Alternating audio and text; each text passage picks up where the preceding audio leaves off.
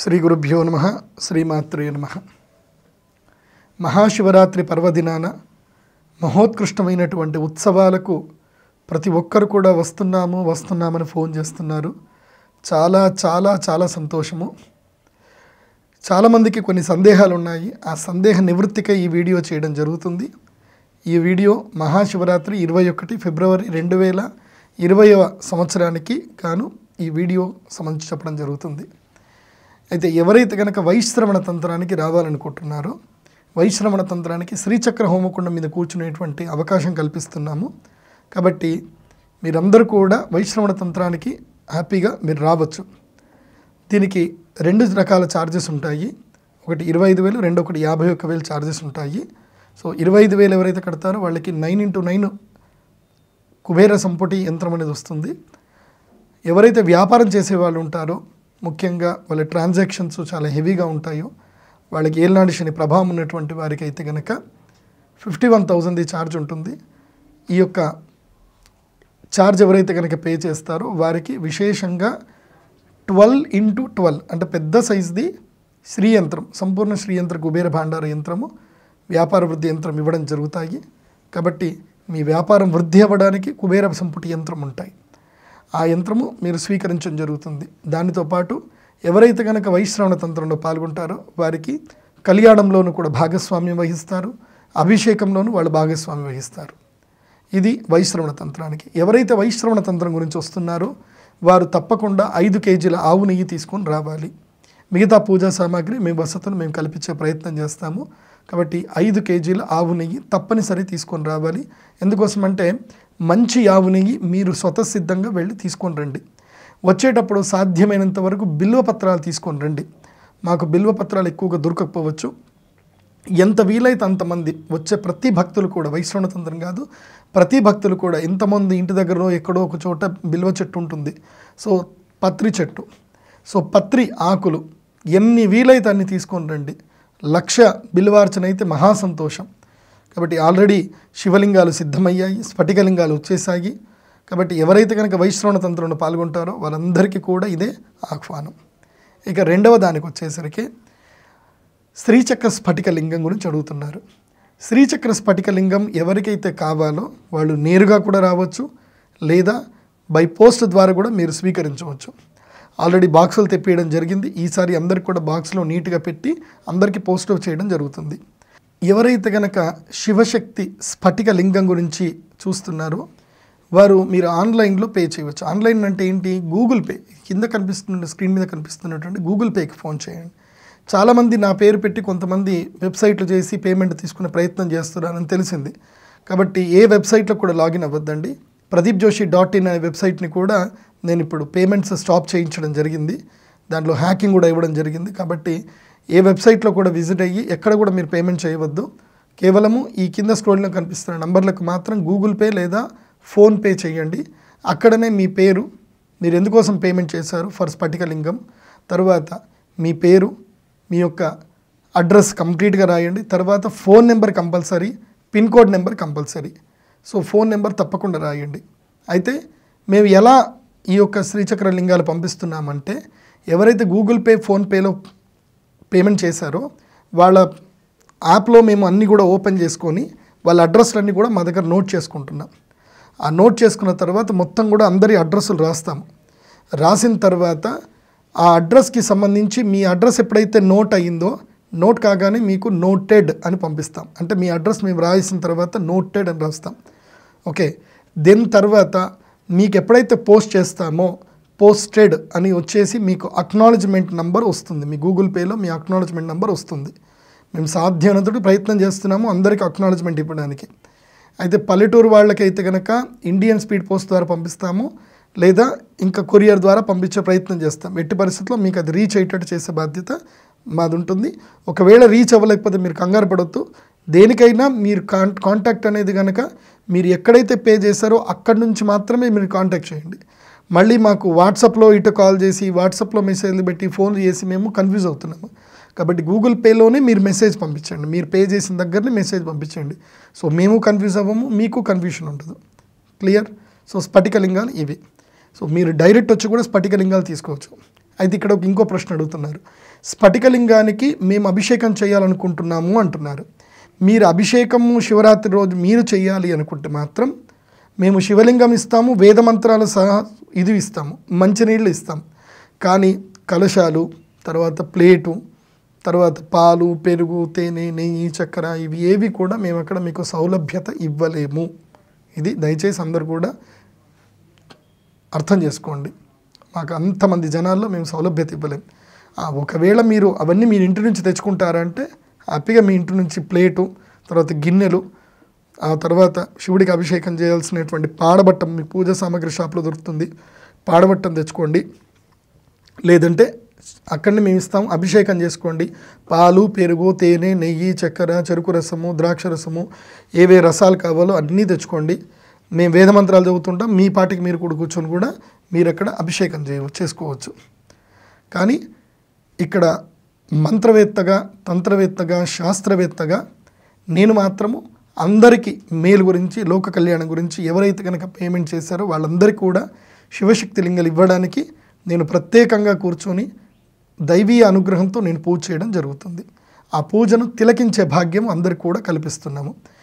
తరువాత కొంతమంది కొన్ని సందేహాలు వస్తున్నాయి, మేమేమైనా పేమెంట్ చేయన్నా, రావడానికి ఏమైనా టికెట్ ఉంటుందని అడుగుతున్నారు. ఇది సినిమా కాదండి, ఇదేమి షో కాదు, ఇది ఆధ్యాత్మిక కార్యక్రమము.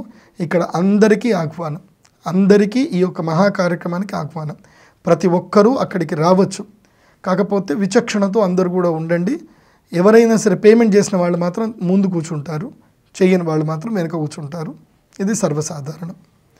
ఇది స్ఫటికలింగాల గురించి. ఇక వివాహం గురించి అడుగుతున్నారు, అంటే శివపార్వతులకు కళ్యాణం చేయిస్తున్నాము, కళ్యాణం గురించి అడుగుతున్నారు. ఆ మహా కళ్యాణాన్ని తిలకించడానికి అందరికీ ఆహ్వానం అండి. ఎవరైనా శివపార్వతుల యొక్క కళ్యాణంలో పాల్గొనాలి అనుకుంటే 2,500 రూపాయలు పే చేయాలి. వాళ్ళకి ముత్యాలు ఇవ్వడం జరుగుతుంది. ముత్యాల తలంబ్రాలు జరుగుతాయి కాబట్టి ఆ ముత్యాల తలంబ్రాలు 5 తలంబ్రాలు ఇవ్వడం జరుగుతుంది, 5 ముత్యాలు ఇవ్వడం జరుగుతుంది. కాబట్టి 2,500 పే చేయండి, ముత్యాలు స్వీకరించండి. అట్లాగే స్వర్ణ పుష్పాలతో శివపార్వతులకు అర్చన జరుగుతుంది. స్వర్ణ పుష్పం కావాలనుకున్న వాళ్ళు 2,500 పే చేయాలి, అది కూడా స్వర్ణ పుష్పం జరుగుతుంది. అంటే మోస్ట్ ఆఫ్ ద ఈ పూజా కాస్ట్ అనేది శివ కళ్యాణం అనేది ఫ్రీ ఆఫ్ కాస్ట్. మీరు ఏంటంటే కాంట్రిబ్యూషన్ చేస్తున్నారు మా టెంపుల్ డెవలప్మెంట్కి, ఈ యొక్క కార్యక్రమాలకు.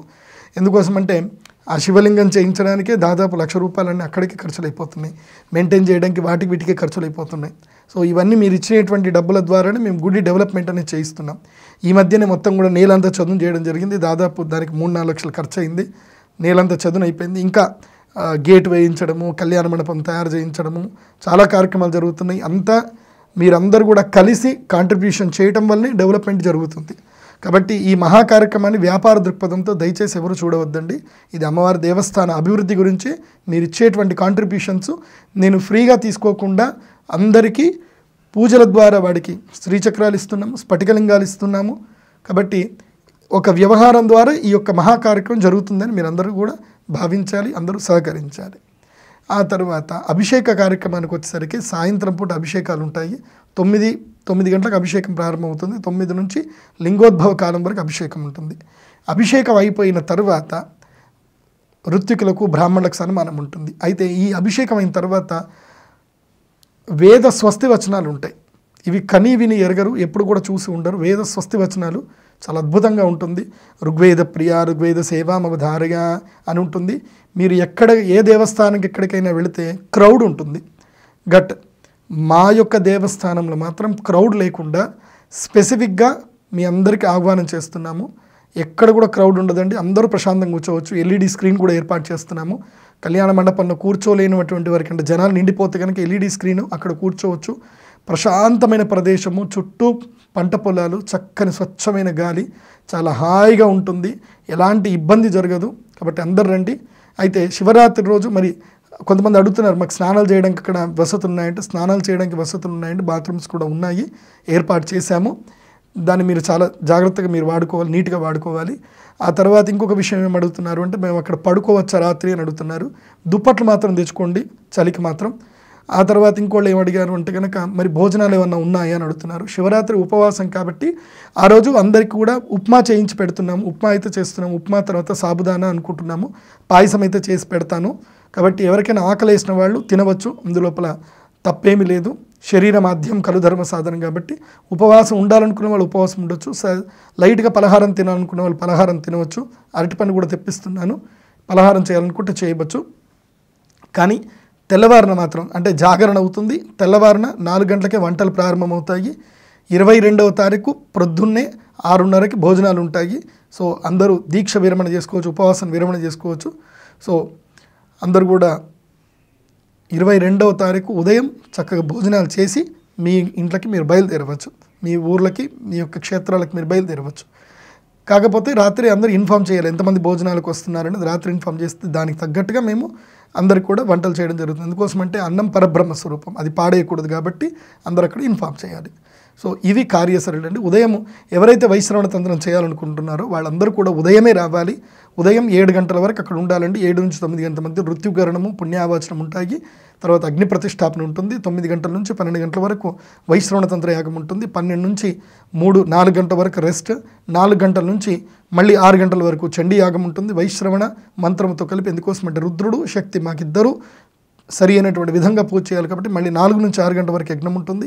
6 గంటల తర్వాత ఇక కళ్యాణ కార్యక్రమం ప్రారంభమవుతుంది. 6 గంటల నుంచి 9 గంటల వరకు కళ్యాణమైన తర్వాత లింగోద్భవ కాలం వరకు మహాభిషేకం. అభిషేకమైన తర్వాత స్వస్తి వచనాలు, తర్వాత బ్రాహ్మణ సన్మానాలు, ఆ తర్వాత ఇంకా సాంస్కృతిక కార్యక్రమాలు మధ్య మధ్యలో జరుగుతూనే ఉంటాయి. చాలామంది కూచిపూడి నృత్యం చేయడానికి, సంగీతం చేయడానికి చాలామంది వస్తున్నారు. అయ్యా అమ్మలారా, మీరెవరైనా సరే సంగీతము లేదా వీణా వాయిద్యము, వయోలిను ఏదైనా సరే సేవ చేయాలి అనుకుంటే కనుక మీ అందరికీ ఇదే ఆహ్వానము.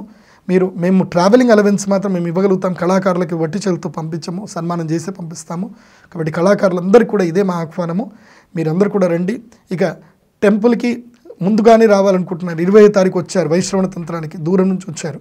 మరి ఇక్కడ వస్తే మీరు అమ్మవారి దేవస్థానం దగ్గర కళ్యాణ మండపంలో పడుకోవచ్చు.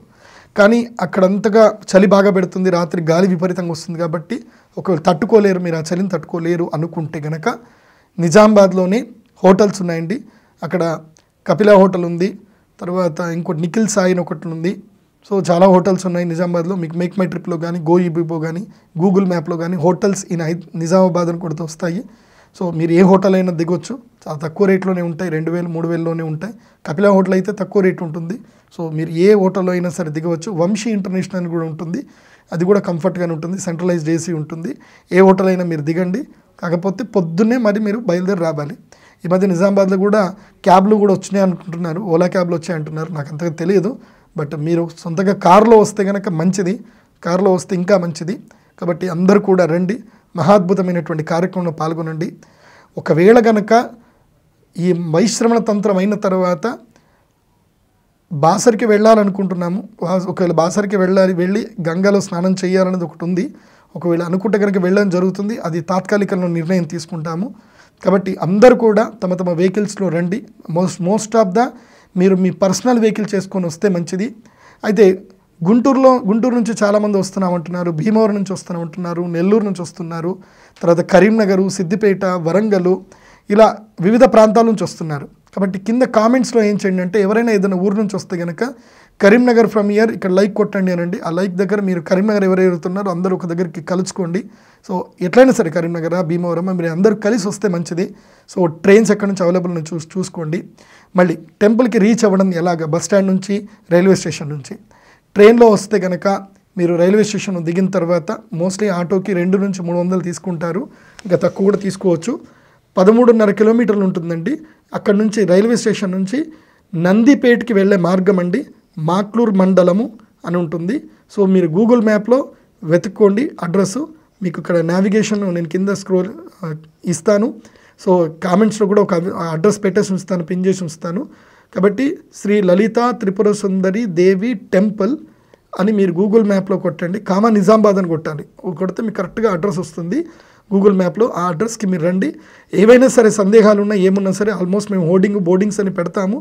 జాగ్రత్తగా మీరు అందరూ కూడా రండి. కింద కాంటాక్ట్స్ నెంబర్ కూడా ఉంటాయి, ఈ కాంటాక్ట్స్ కూడా మీరు కాల్ చేయండి. ఒకవేళ లిఫ్ట్ చేయకపోతే మీరు ఏమి కంగారు పడొద్దు. మాక్లూరు పోలీస్ స్టేషన్ ఉంటుంది, ఆ పోలీస్ స్టేషన్లో మీరు అడిగినా వాళ్ళ అడ్రస్ కూడా చెప్తారు మీకు. కాబట్టి ఎక్కడ కూడా మీరు కంగారు పడవద్దు. అందరికీ సరైన వసతులు, వెసులుబాటు కల్పించే ప్రయత్నం మేము చేస్తున్నాము. ప్రతి ఒక్కరు కూడా, అందరికీ కూడా పేరున స్వాగతం, సుస్వాగతం. ఈ మహోత్కృష్టమైన కార్యక్రమాన్ని అందరూ కూడా భక్తితో విజయవంతం చేయాలని కోరుతున్నాము. సర్వే జన సుఖినో భవంతు. శ్రీమాత్రే నమః.